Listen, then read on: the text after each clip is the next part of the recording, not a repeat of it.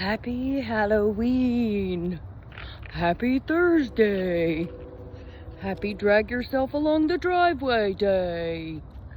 Good morning. How is everyone? Why am I talking like this? I don't know. We're up and at 'em early. Yeah, wasn't intentional, but I even took my time getting ready, and I'm still ready too early, but whatever. Seems to be the state of my life. I woke up at 4:30 and turned something on to listen to so I could fall back asleep, and I was in that hard REM sleep when the alarm went off. Ugh.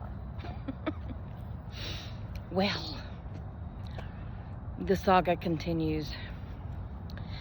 So I picked up Naomi from school. Well, first I grabbed her a bag of Halloween candy, and as I was pulling out the driveway, I saw little Phoenix standing there.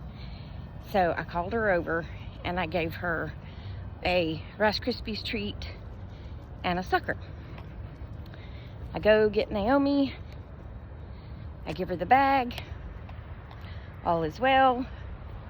I said, now I did tell your mom that you weren't a part of all the visiting. And she said, I know, she told me. She said, but she told me that we need to learn our boundaries. And I said, and you do. And she said, well, she said we can come back Friday. And I was like, that's not what she said. She said a week, but I'll double check with Mom on that. So I get home, minding my own business. It's really dark out here. And there's a knock at the door. Bam, bam, bam, bam, bam. I looked at her. I was sitting on the couch. She's peering in the door. Phoenix. And I'm just looking at her from the couch. She doesn't see me. I said, you're not supposed to be here. I know, but can I say something? Sure. Say something. She said, oh, I heard the owl. She said, well, I laid my candy down over there, and then I turned around and was talking to my brother, and when I turned back around, my candy was gone. I said, okay, you're not supposed to be here. And she goes, I know, but my candy's gone. I said, okay. She kind of shrugged her shoulders and put her hands up like, well, I said, I guess you should take better care of it. And she was like,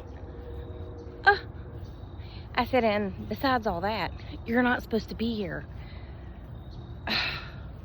I know, but I had something to say. I said, okay, bye. So I didn't give her any more candy. Because who knows if that's true. I doubt it's true. So, in a little bit, here she comes back. And I hear the motion sensor go off. So I look out the door, and there she's standing. She's holding her finger up in the air. I said, you're not supposed to be here. She laughs when I yell at her because she knows I'm not mad. She goes, I know, but I'm bleeding. Okay, that's a new one. Well, it's not really new. This is not the first time she's come to my door said I'm bleeding. Please stand by. Anyway, she's come to my door a few times bleeding, but it's like a scab came off. Or yesterday, it looked like, I don't know, like a pin stick maybe. I mean, I didn't actually see it. It was just this tiny little spot of blood that had kind of run down her finger a little bit. Yeah, it was nothing. I'm bleeding. I said, okay. So I go get a Band-Aid, come out, put the Band-Aid on her, close the door. I said, I just want you to know that I have texted your mother about you've already been over here twice and you're not supposed to be here. She cracks me up. Even though we're trying to teach her a lesson, she still cracks me up, and I don't laugh in front of her. She put her hand on her hip and went, I said, you're supposed to follow the rules that your mother has set. I said, and if you come back over here, you're fired. And she went. And she just turned around and walked off. Here comes a car, baby. Get up out of the road. Yeah, she didn't know what to think about when I fired her. Oh, okay, they're not coming down the road. They pulled in the road. They're backing in a driveway. I don't know what they're doing. Oh, here comes another car. Okay, I'll be back. There's too many cars. Kenny has absolutely no sense. No street sense about a car's coming. She come flying out of the ditch, and thankfully I had her on lockdown so she couldn't go past the edge of the road. She'd have ran right under that tire. No sense whatsoever. That's why you can't go out on your own. Yeah, because you ain't got no sense. Some dogs have sense, street sense. Charlie had street sense for the most part, except for that night he was chasing a fox. He had no street sense that night. It was 10 o'clock at night and it was pouring down rain. And when it was pouring down rain, I would open the front door so he could just come out off the porch and pee. Well, when he was coming down the steps of the porch, a fox walked by and the chase was on. And we've got Pride in the... Oh man, that song. Oh, anyway. So, I also want to tell you about my grandmother, because I don't know what brought this to mind. But my grandmother, I think, was the queen of the OCD for the family, okay? This was Mary Frances. And she liked things to be neat and orderly. And I say OCD, but who knows? She just liked to keep things neat. But here's why I say OCD. Come on. No sense. Come on. She had this little mower. Okay, so her house was this little bitty brick house. She's a brick house. And her little yard was like a postage stamp. And then she had this driveway that was 2 rows of cement, and in the middle of the cement was a row of grass all the way up the middle. So when you pulled in the driveway, you had to stay on the concrete or you'd run on the grass, right? Well, she had this little lawnmower that was manual, and you just pushed it and the whole wheel turned and it would cut the grass. And then she had a long driveway too. She had a driveway maybe about to there. She had a pretty long driveway. And it went on into this barn where she parked her car. After she mowed that little strip of grass with the manual, she also had a push mower. I mean, you know, like a crank mower that she would mow the rest of the yard with. But that center was the manual. Then she would sweep all the grass, and then she would look at it, and if anything was not even, or if there were tall spots in that little row of grass down the center of the driveway, she'd get out there with scissors and trim it. She also told me one time that her neighbor had a big giant spider web in her window. Come on! And she said when they got home from work, I told them about that spider web in their window. And she said they didn't do anything about it.